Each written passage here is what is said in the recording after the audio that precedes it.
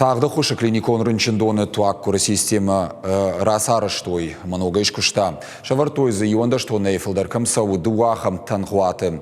Система загдыхай кукуша, одынуй фон шуткай факканзан. Бакуштой шайрагама уаламхашан магистралил.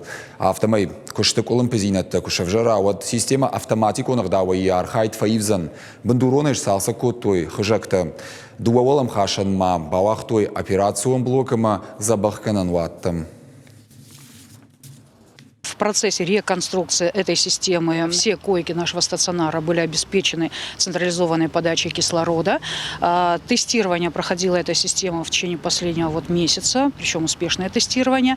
И на сегодняшний день получены все разрешительные документы на ввод и эксплуатацию данной системы.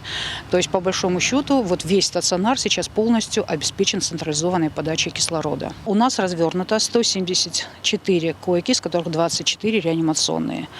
После перевода вчера к нам пациентов из Республиканской клинической больницы, которая постепенно выходит в штатный режим своей работы, на сегодняшний день у нас состоит 120 пациентов с новой коронавирусной инфекцией.